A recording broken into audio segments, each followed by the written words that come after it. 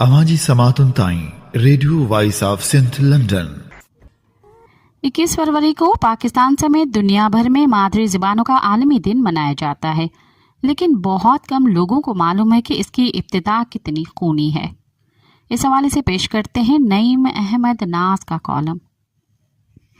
25 फरवरी 1948 को पाकिस्तान की पहली दस्तूर साजी असम्बली ने उर्दू को पाकिस्तान की कौमी ज़बान करार दिया। वज़ीर आज़म नवाबज़ादा लियाकत अली खान ने कहा कि सिर्फ उर्दू ही मगरबी और मशरकी पाकिस्तान को मुत्तहद रख सकती है, लिहाजा उर्दू और सिर्फ उर्दू ही पाकिस्तान की सरकारी ज़बान होगी। 21 मार्च 1948 को कायदे-आज़म मोहम्मद अली जिन्ना ने ढाका में जलसा आम में ऐलान किया, पाकिस्तान की सरकारी ज़बान उर्दू के सिवा कोई और नहीं होगी। इस पर करारदाद पाकिस्तान पेश करने वाले शेर बंगाल मौलवी फजल हक ने बयान दिया। गवर्नर जनरल का काम ये नहीं कि वो बताए कि मुल्क की सरकारी ज़बान कौन सी होगी, ये फैसला अवाम ने करना है, इसके लिए रेफरेंडम कराया जाए। 24 मार्च 1948 को कायदे-आज़म मोहम्मद अली जिन्ना ने ढाका यूनिवर्सिटी के कॉन्वोकेशन में अपने खिताब में 21 मार्च वाले मौक़िफ़ का अहाता किया। इस तकरीर पर तलबा ने इतना हंगामा किया कि जनाब कायदे आज़म को अपनी तकरीर मुकम्मल किए बगैर हाल से जाना पड़ा। लियाकत अली खान के कत्ल के बाद वज़ीर आज़म बनने वाले ख्वाजा नाज़िमुद्दीन खुद बंगाली थे। वज़ीर आज़म बनने के बाद वो 26 जनवरी 1952 को पहली बार मशरक़ी पाकिस्तान गए तो ऐलान किया कि उर्दू और सिर्फ उर्दू ही पाकिस्तान की कौमी ज़बान होगी। ख्वाजा नाज़िमुद्दीन के इस बयान पर भी मशरक़ी पाकिस्तान के तलबा में बड़ी बेचैनी फैली। मौलाना भाषानी की सरबराही में सियासी जमायतों ने भी all party central language action committee बना ली। तलबा और एक्शन कमेटी की अपील पर 21 फरवरी 1952 को पूरे मशरक़ी पाकिस्तान में आम हड़ताल हुई। इस दौरान ढाका यूनिवर्सिटी में तलबा के जुलूस पर पुलिस की फायरिंग से 8 तलबा मारे गए। इस वाक़े के चंद रोज़ बाद मशरक़ी पाकिस्तान की सूबाई असम्बली ने उर्दू के साथ साथ बंगाली ज़बान को भी कौमी ज़बान बनाने की करारदाद मंजूर कर ली। इस तरह वो मसला जो चंद तलबा या गदार अनासर का समझा जा रहा था, मशरक़ी पाकिस्तान के अवाम का मुत्तफ़िक़ा मुतालबा बन गया, मगर मगरबी पाकिस्तान की राय आमा उसे बदस्तूर गदारी और कौमी यकजहती के ख़िलाफ़ साजिश से ही ताबीर करती रही। 7 मार्च 1952 को कराची के मुमताज़ शहरियों का एक इजलास हुसैन इमाम की सदारत में हुआ, जिसमें उर्दू के साथ बंगाली ज़बान को कौमी ज़बान बनाने के मुतालबे को पाकिस्तान की सालमियत पर ज़रबेकारी करार दिया गया और इस मुतालबे की हिमायत करने वाले 2 मुमताज़ एडिटरों अल्ताफ़ हुसैन और ZA सलहरी को बरतरफ करने का मुतालबा किया गया।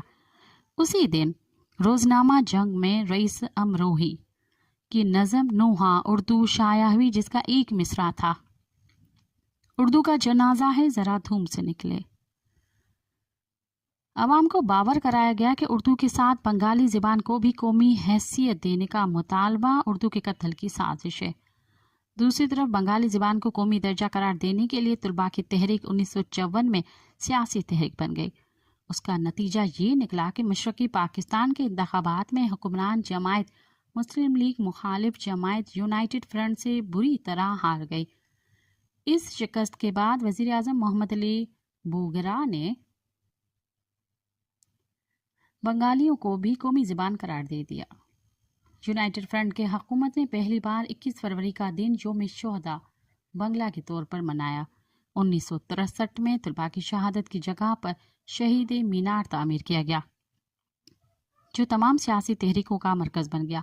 मशरक़ी पाकिस्तान की अलहदगी की तहरीक भी यहीं से शुरू हुई। 1971 के ऑपरेशन सर्च लाइट के दौरान इसी मीनार को मिसमार कर दिया गया।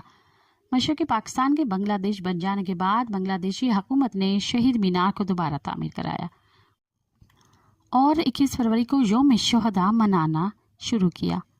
17 नवंबर 1999 को अक़वाम मुत्तहदा के ज़ीली इदारे यूनेस्को ने बांग्लादेश की तहरीक पर 21 फरवरी को मादरी ज़बान का आलमी दिन करार दिया।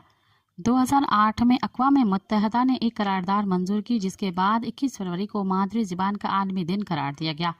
ये दिन अब हर साल दुनिया के तमाम ममालिक में मनाया जाता है, जिनमें पाकिस्तान भी शामिल है। سوال یہ پیدا ہوتا ہے کہ کیا نئی نسل کو تعلیمی اداروں ریاستی بیانیے میں کبھی بتایا گیا ہے کہ متحدہ پاکستان کی سیاسی تاریخ میں 21 فروری 1952 وہ دن تھا جب ڈھاکہ میں بنگالی نوجوانوں کو اپنی مادری زبان کو قومی زبان بنانے کی جد و جہد میں خاک و خون میں نہلا دیا گیا تھا۔ اس واقعے کی یاد میں اقوام متحدہ کے زیر اہتمام ہر سال 21 فروری کو پوری دنیا میں مادری زبانوں کا عالمی دن اس جذبے کے ساتھ منایا جاتا ہے کہ مادری زبانوں کو انحطاط سے بچانے اور اقوام عالم میں رواداری، تنوع اور قبولیت جیسے اقدار کو تحفظ دینے کے لیے مل کر کام کیا جائے تاکہ دنیا میں کثیر السانیت، کثیر الثقافت اور کثیر القومیت جیسے عظیم عمرانی اصولوں کو پذیرائی مل سکے۔ آواجی سماعتن تائیں ریڈیو وائس آف سنتھ لنڈن